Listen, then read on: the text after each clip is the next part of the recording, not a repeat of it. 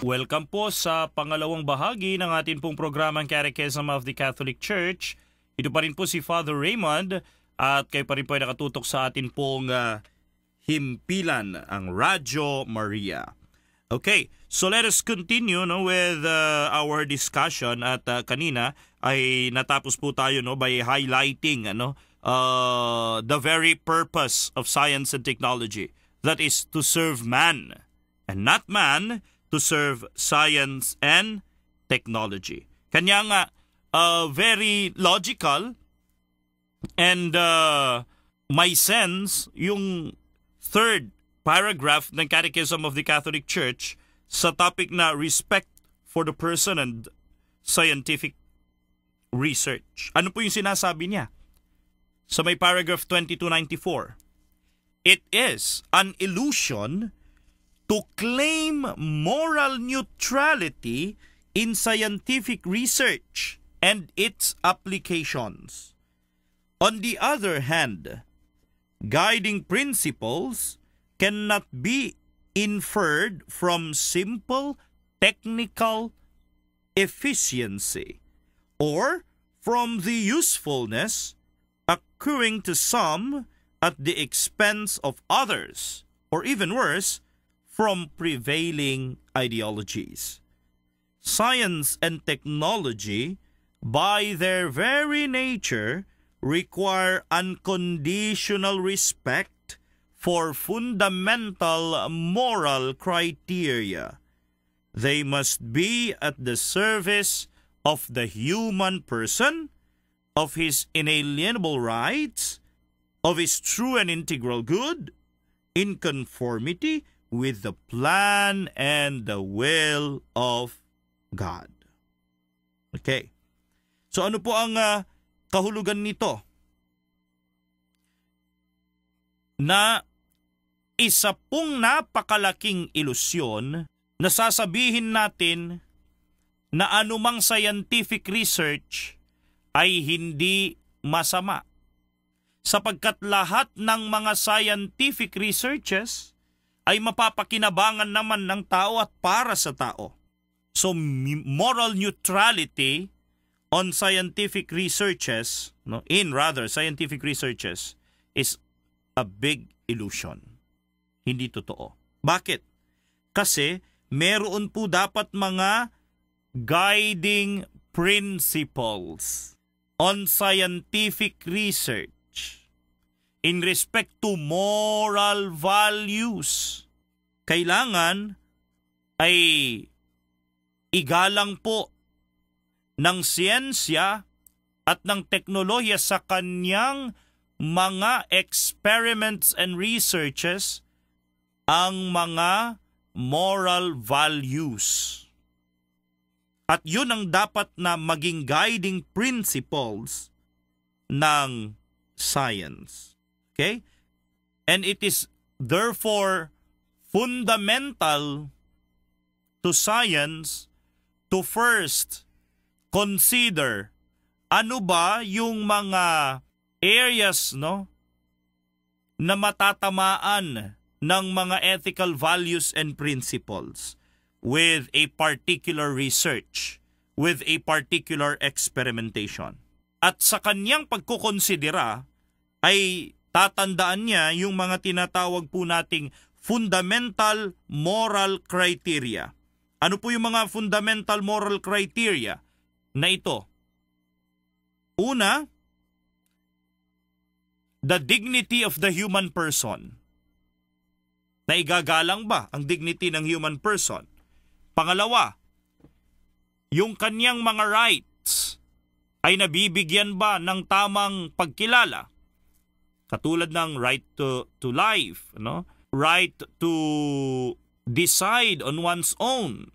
Okay? And so many others.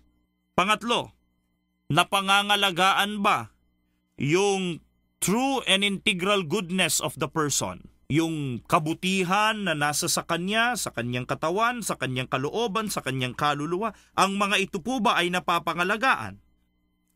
At pang-apat, is it in conformity with the plan and the will of God? Okay, very important po ito. As a moral criteria is the research or the experimentation in conformity with the plan and the will of God.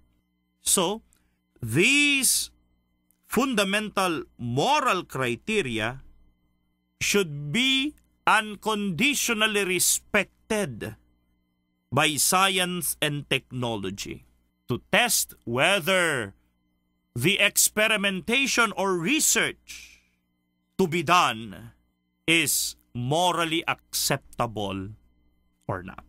Bigyan po natin ng example, yung tinatawag po natin na in vitro fertilization. It is a product of science and technology in order to help childless couples conceive. It is good, prima facie, it is good. Pero yung process, papaano? Kumusta?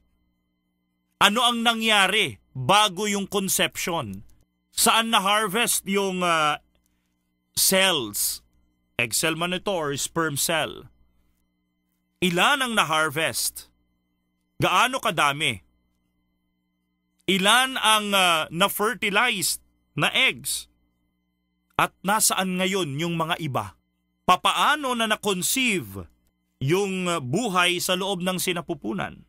Meron bang nasasacrifice na mga natural acts and processes na essential sa pagsasama ng mag-asawa upang sa gayon ay masabi talaga nila na yung conceived life sa sinapupunan ng ina ay talagang sa kanila? May mga katanungan pa. Kanino galing yung mga, kanina hindi lang paano hinarvest kanino galing yung mga harvested cells? And nagbukas pa itong in vitro fertilization na ito sa iba pang mga realities. Katulad na lamang ng surrogate motherhood. Magre-rent ang isang babae kung kanino isasaksak yung conceived baby nila at doon yung narentahang babae siya ang magbubuntis para sa babaeng ito dahil itong babaeng ito, it's either meron siyang mga health risks or ay nakakalungkot po ito or ayaw niyang masira yung kanyang figure, ayaw niyang mahirapan siya, ayaw niyang magdalang tao siya dahil distorbo ito sa kanyang mga schedule. So, she might just consider paying someone or renting a womb for her own child. Sa mga bagay na ito at sa mga katanungan na ating binitawan, pag pinasok natin yung mga tinatawag na fundamental moral criteria, meron bang natatapakan? Meron bang nava-violate? Meron bang hindi nasusunod? Kanya nga, it is an illusion to be morally neutral when it comes to scientific research. It doesn't mean na it is a scientific research or experimentation, it will be good for us, okay lang, okay na, pwede na. No. May mga bagay na dapat bigyan ng konsiderasyon. Kanino ginawa? Paano ginawa? Ano yung proseso? Ano yung nangyari? Pero i-consider mo din, anong magiging bunga? Anong magiging epekto? Hindi lamang yung naging matagumpay ka na magkaroon ka ng anak. Pero sa anak mismo, especially sa surrogate motherhood, papaano yun? Ano na ang magiging psychological, emotional state ng bata? Kasi sa mga bagay na ito, tandaan po natin, a human person cannot just be treated as a product of a research and experiment. Because a human person is a human person with a dignity and worthy of respect that he or she should be having. My dear brothers and sisters in the Lord, kailangan po natin na maging matalino. Kailangan po natin na maging magaling sa mga ganitong mga bagay. Huwag po tayong magpakain sa ilusyon na iniiwan at ipinapangako sa atin ng agham at teknolohiya. Oo, ang mga ito'y may magandang mga tulong sa atin. Pero kailangan ay pagnilayan muna natin ng buo, tignan muna natin ng mabuti. Kung yun bang nagiging pamamaraan ng pagtulong sa atin ay morally acceptable and in conformity with the design of God.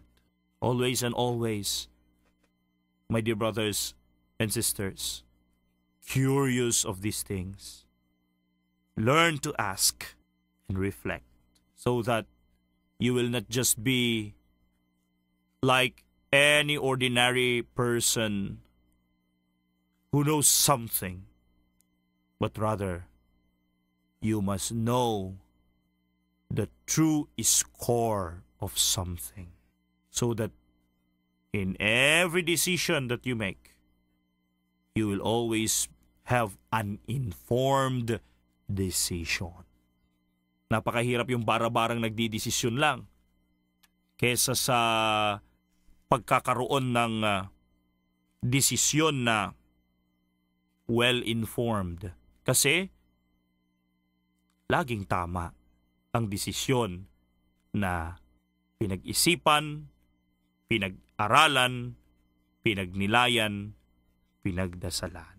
Pagpatuloy po natin ang atin pong pagtalakay sa iba pang mga paragraph ng Catechism of the Catholic Church on Respect for the Person and Scientific Research. Paragraph 2295.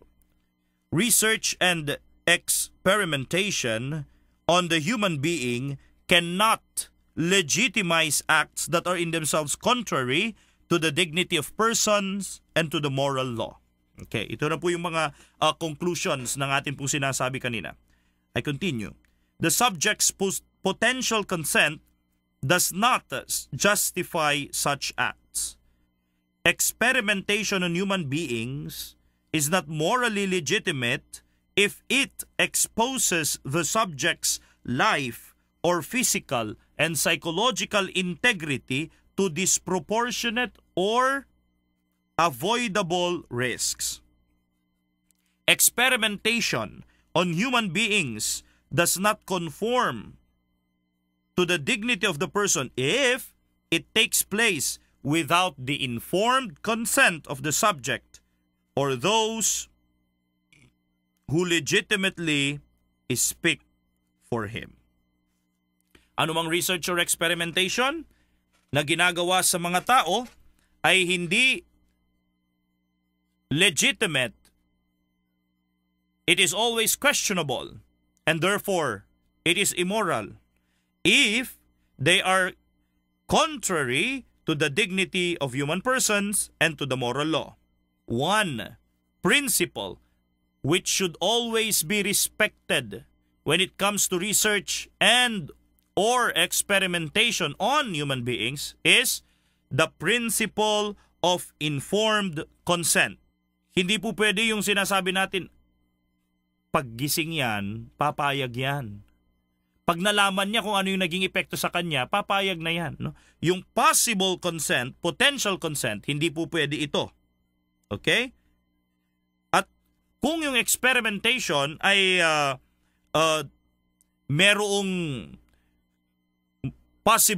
possibility of grave threat to the life of the person, to the physical and psychological integrity of the person, it is not morally acceptable. It should not be allowed. Okay? Even when the person says so. Okay lang. Even when the person has an informed consent, huwag pong i-allow. Bakit? Kasi you're putting the life of a person in a big threat of losing his life, losing his integrity. At kapag ganito ang nangyari ay para bagang hindi na rin pinawawalan, or rather, hindi na rin binibigyan, yun yung tamang term, hindi na rin binibigyan nung tao nung umahawak ng kanyang sariling buhay, yung sarili niyang buhay, ng halaga, ng respeto at paggalang. Remember, ang utos sa atin, ng Panginoon, huwag kang papatay. Hindi lang yung huwag kang papatay ng iba, huwag mong papatayin ang iyong sarili. Huwag mong dadalhin ang sarili mo sa kapahapakan. It is a moral obligation for us to preserve, protect, and respect not only the life of other people, but our own life. Okay? Kaya nga, kailangan ito yung nagiging batayan palagi.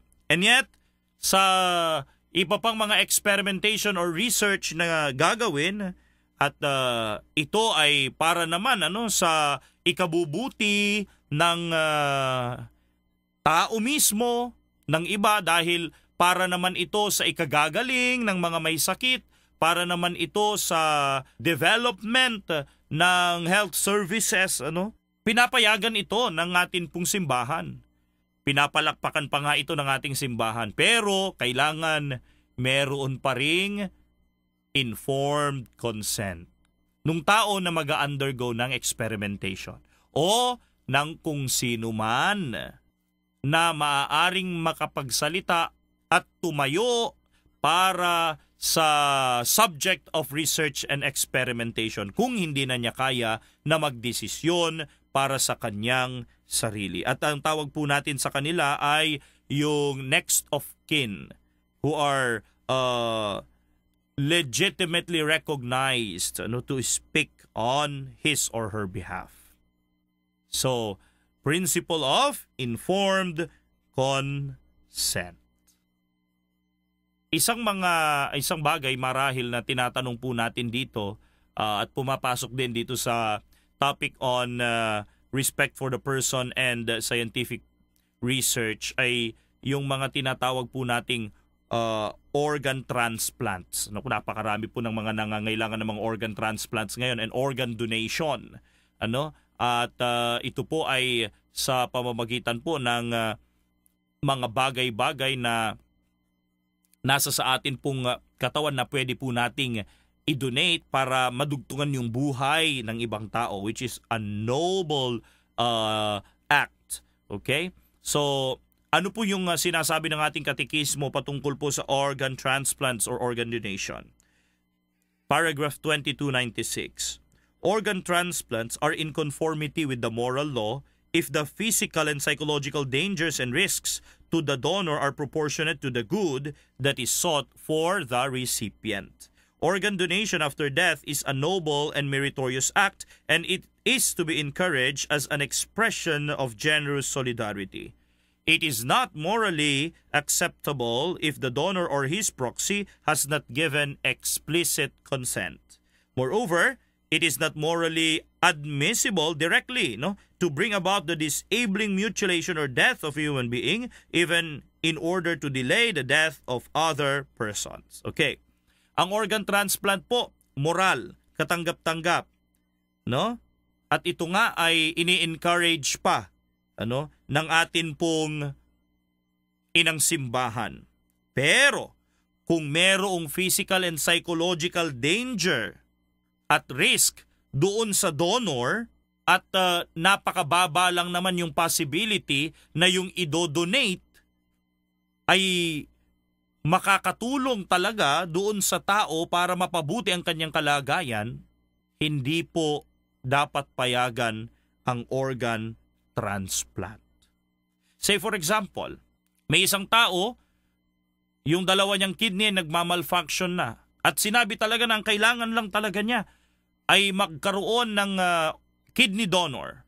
At ikaw bilang isang nagmamahal, iprinisinta mong yung sarili, okay, I will donate my other kidney. Nakita nung yung kidney mo ay both healthy, nakita na kaya naman ng katawan mo na magkaroon lamang ng isang kidney. And so, kukunin yung isa mong kidney as an act of donation at ito'y ita-transplant sa iba. This is morally permissible and even encouraged. Pero, kung ang sitwasyon naman ganito, yung isang tao, sinabi kailangan ng kidney, pero meron siyang kidney failure na kailangan matransplant, meron din siyang cirrhosis. Ibig sabihin na kahit na magkaroon siya ng kidney, mamamatay din siya kasi may cirrhosis pa siya, yung liver cancer. Tapos ikaw, magdodonate ka, sabi mo ako, magdodonate ako para madugtungan lang yung kanyang buhay kahit mga ilang taon lang. Pero ikaw naman, yung kidney mo medyo pumupuga-puga na rin yung isa. At gusto mo talagang i-donate. At kung pumupuga-puga na yung isa, iisa lang na yung healthy, hindi naman pwedeng kunin yung pumupuga-puga mong kidney dahil yung healthy dapat ang mailipat doon sa kabila. At mananatili sa yung pumupuga-puga, hindi pa niya kayang suportahan yung paglilinis ng buong mong katawan, there is a danger na baka pati yung nag-iisa mong kidney ay bumigay. Sa mga ganitong sitwasyon, hindi ito dapat papayagan. Anumang organ transplant na may ganitong sitwasyon ay hindi katanggap-tanggap. Kapag titignan po ninyo yung likod ng inyo pong mga driver's license, makikita po nyo doon, after death, ano yung idodonate ninyo. Organ donation after death is a very noble and meritorious act. Okay? Ito po ay tanda ng ating pagiging mapagbigay at pakikipagkaisa sa mga tao na may mga nadaramang karamdaman. Nakalagay po dyan sa likod ng driver's license ninyo, ano yung idodonate ninyo?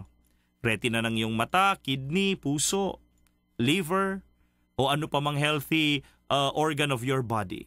It is very meritorious, noble, and we highly encourage everyone mag-check po kayo sa inyong mga driver's license. At magbilin din po kayo na kapag kayo ay namatay, kayo man ay may mangyaring masama at sana ilayo ng Diyos na sana ay maging ligtas po tayo lagi. Ilayo ng Diyos na mangyari itong sinasabi natin. Pero ang mahalaga ay naandun yung intention po natin na makatulong pa rin even after our death. So yung organ donation po after death, sana ay magawa po nating lahat yon. Kasi napakarami po ng mga nangangailangan ng mga kababayan po natin ng mga organs. Now, it is not morally acceptable however, if yung donor or yung kanyang proxy ay hindi nahingan ng explicit consent. Okay?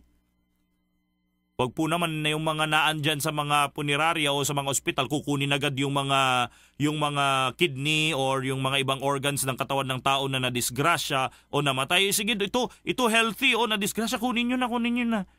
Para makatulong yung sa nagdurusan yun. No, we cannot just do harvesting of organs without the explicit person of the person who died or any of his or her proxy. Always principle of informed consent. Okay? And hindi rin pwede yung dadalhin po natin sa grave risk of death ang isang tao para lamang sa organ transplant ng iba. Much more, hindi rin pwede na saksak nyo muna yung anong tawag dito? Kahit alam naman natin na wala ng pag-asa, isaksak nyo muna yung life support system. Pahaba-habain nyo muna yung buhay habang yung tao na nangangailangan ng kidney, ng puso, ng ganito, ng ganyan ay paparating pa lang. Habaan nyo muna yung buhay niya. No. It is not also morally acceptable to delay the death of other persons para lamang magkaroon ng organ yung iba. So ito pong mga ito ay mga moral considerations na dapat din po naman nating pagnilayan, mga sitwasyon na tayo po'y tinatawagan na irespeto ang isang tao sa kanyang dignidad at anumang scientific research or anumang scientific act for that matter for other people as well. However noble, meron pa rin po dapat tayong mga pagninilay on moral criteria or ethical principles na dapat isaalang-alang bago gawin ang isang desisyon. Okay? Maraming salamat po sa inyo. One text message. Let me just read. Tingnan po natin kung kaya po natin sagutin agad. Pero pag hindi po, ay i-reserve po natin sa susunod na live broadcast. Kung saan ay atin po sasagutin yung iba pang mga questions na ipinadala po sa atin pong programa. from 7326. Hi Father, may separation po ba ang science and religion? May mga scientists kasi na ibang paniniwala sa existence of human, kaya feeling ko hindi sila naniniwala sa Bible. Of course, science and religion are in both separate fields. Science has its own separate field and religion has its own separate field as an activity of the intellect. However, hindi po magkakontra ang science and religion, or better yet, ang science at faith. Hindi po magkakontra. Yes, meron pong mga scientists na hindi naniniwala sa existence ng Diyos. May mga scientists na talagang they have glorified their capacity to think and to reason. Pero there are also scientists who believe otherwise. Rather, they believe that there is a God, the God of science. And they have faith in this God, the God who has given them the capacity to be in the world of science and in the world of technology. And these persons are very dedicated in teaching us that science and faith, or science and religion, are not two contradicting realities, but rather, science is always in the service of faith, and faith is always in the service of enlightening science. Maraming salamat po. Magandang araw sa inyo. Pagpalain po nawa kayong lahat ng makapangyarihang Diyos, Ama, Anak at Espiritu Santo. Amen. Ito po ang ating himpilan, ang Radyo Maria, at ang ating programang Catechism of the Catholic Church. At ako po si Father Raymond, pansamantala na nagpapaalam sa inyo. Sumasampalataya ako sa Diyos, Amang makapangyarihan sa lahat, na may gawa ng langit at lupa. Sumasampalataya ako kay Jesucristo, isang anak ng Diyos,